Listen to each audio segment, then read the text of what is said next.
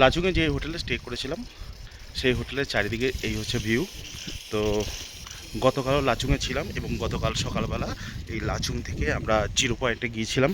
Zero point মানে হচ্ছে temperature মাইনাসে আর চারিদিকে বরফ।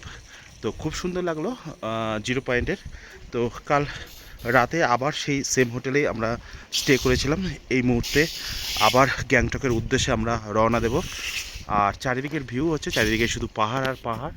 আর এই হোটেলে আমরা স্টে করেছিলাম।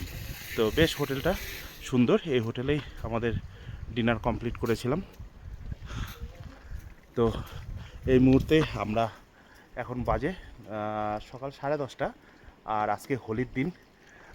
তো আমরা সিকিম নর্থ প্রায় কমপ্লিট করলাম, যা যা পয়েন্টগুলো খোলা ছিল মোটামুটি। আর এই মুহূর্তে আমরা আবার গ্যাংটকের উদ্দেশ্যে যাব, তারপর ইস্ট সিকিমের দিকে আমরা রওনা দেব। আজ রাতে গ্যাংটকে আমরা স্টে করব। চারিদিকের ভিউটা অসম। Thank you.